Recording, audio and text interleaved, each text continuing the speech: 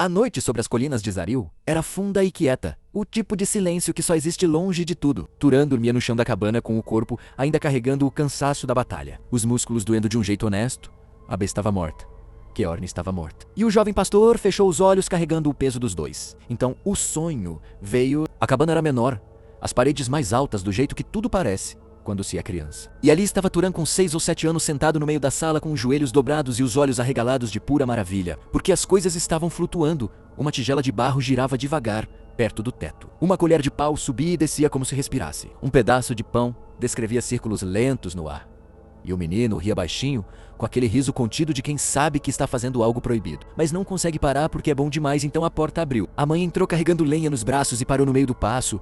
Os olhos varreram a sala flutuante.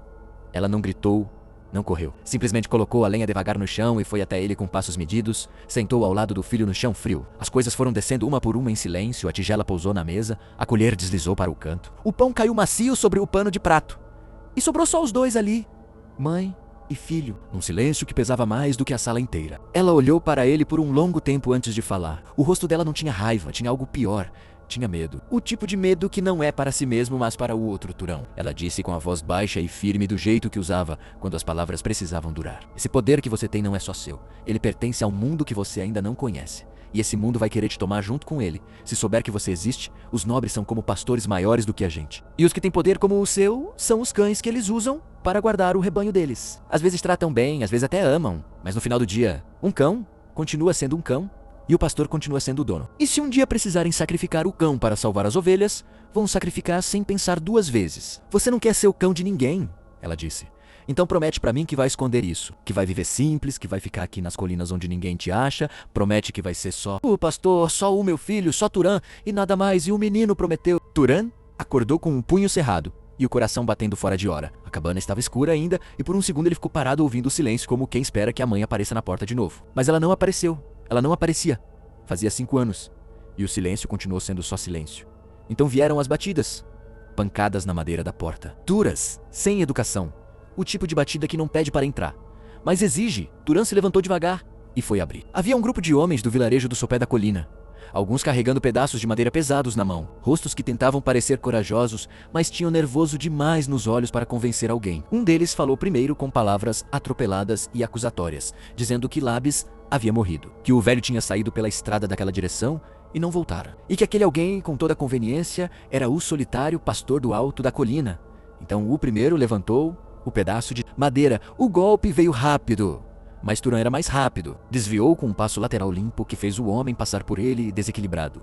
E antes que recuperasse o eixo, Turan já tinha dado um empurrão seco que mandou o homem de joelhos no chão. O segundo veio pela direita e recebeu uma rasteira precisa que pôs fim à conversa dele antes que começasse. O terceiro e o quarto vieram juntos e saíram juntos também para o chão, sem cerimônia, sem espetáculo, com a eficiência quieta de quem aprendeu a si. Defender não por gosto, mas por necessidade. O resto do grupo recuou 2 passos. Turan ficou parado no meio deles respirando no mesmo ritmo de antes, sem uma gota de raiva no rosto.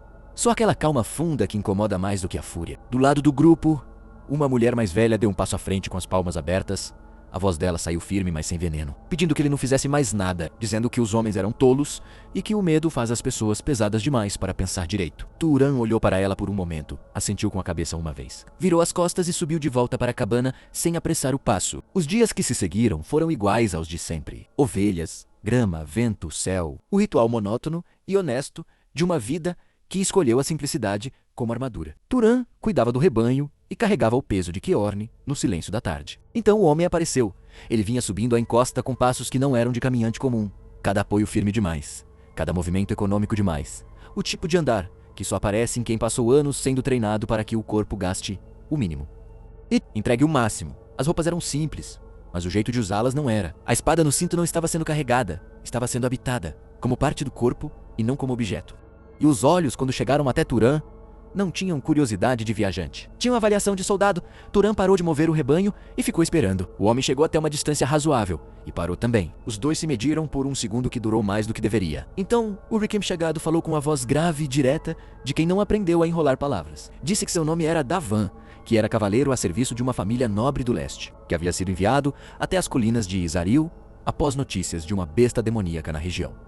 e que ao chegar no vilarejo, soube que a besta havia sido encontrada morta na estrada, sem que nenhum caçador autorizado tivesse sido chamado. Disse ainda que o tipo de ferimento na cabeça do animal não correspondia a nenhuma arma conhecida, e que havia alguém naquelas colinas que sabia de coisas que não costumava contar para os outros. O silêncio entre eles durou mais um pouco, depois Turan assentiu com a cabeça uma vez e disse para o homem entrar em casa. A cabana era pequena e cheirava a lã e madeira úmida. Turan colocou água para esquentar, e os dois sentaram um de frente para o outro. Com a mesa velha entre eles como uma fronteira honesta, Davan tirou a espada do cinto e encostou na parede com cuidado. Um gesto que dizia que não estava ali para lutar. E esse gesto fez Turan relaxar os ombros 1 milímetro. Davan falou sobre a besta. Disse que criatura daquele porte não aparecia nas colinas de Zaril por acidente. Que bestas demoníacas eram atraídas por concentrações de energia mágica como moscas são atraídas por mel. E que para uma besta assim, ter descido tão alto nas montanhas, alguma coisa nas redondezas, havia chamado sua atenção com força suficiente para mover um predador daquele tamanho para fora do território natural dele. Depois disse que nas terras nobres existia um processo para quando um mago era descoberto em regiões afastadas. Que a família responsável pelo território enviava um representante para avaliar o nível do poder encontrado, para verificar a linhagem, para estender um convite formal e, se necessário, uma exigência também. Porque magos, sem vínculo com uma família, eram considerados elementos instáveis, como pedras soltas no telhado que podem cair em qualquer direção. Turan perguntou baixo se era isso que ele era para eles. Uma pedra solta. Davan ficou quieto por um momento e então disse que dependia, que para algumas famílias era exatamente isso, uma ameaça a ser contida, mas que para outras era uma pedra que ainda não sabia o próprio valor, e que em 20 anos visitando regiões afastadas, nunca havia encontrado alguém que matasse uma besta daquele nível com uma funda e uma pedra. Sozinho, de noite, sem nenhum treinamento formal, a água ferveu e Turan encheu 2 xícaras sem se levantar inteiro da cadeira, empurrou uma para o lado de Davan e segurou a outra, com os 2 dedões do jeito que a mãe fazia, quando as palavras precisavam durar. Disse que ela havia passado a vida inteira ensinando que o poder era uma armadilha e não um presente. Que os nobres eram pastores maiores do que a gente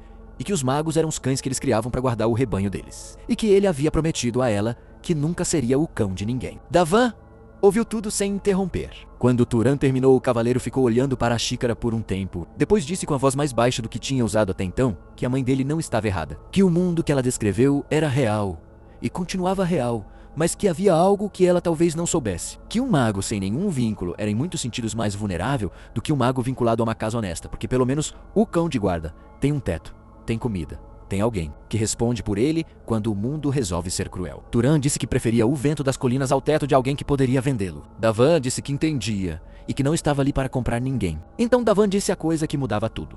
Disse que Keorn havia sido seu mentor. Que o velho cavaleiro morto naquela estrada era o homem que lhe ensinou tudo.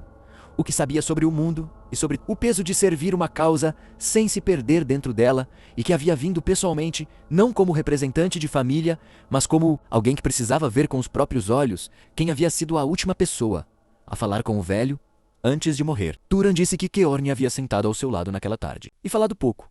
Que parecia um homem que tinha o mundo inteiro na cabeça, mas escolhia as palavras como quem escolhe pedras para atravessar um rio. Uma de cada vez, com cuidado, e que havia partido colina abaixo sem que Turan soubesse que era a última vez que alguém o veria vivo. Davan assentiu devagar, como quem reconhece uma descrição verdadeira. Depois disse que Keorn tinha o hábito de aparecer em lugares que pareciam acidentais, e não eram. Que se o velho havia escolhido passar sua última tarde conversando com um pastor nas colinas de Zaril, era porque havia reconhecido em Turan algo que merecia ser visto de perto. Turan perguntou o que Davan queria dele.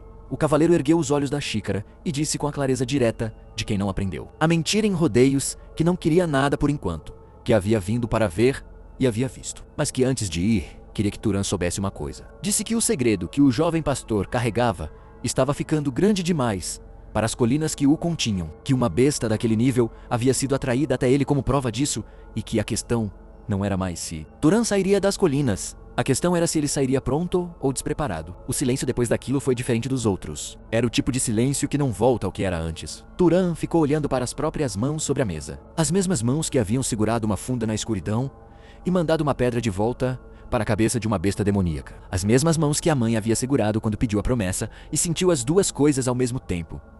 O peso da promessa e o peso do que estava além dela.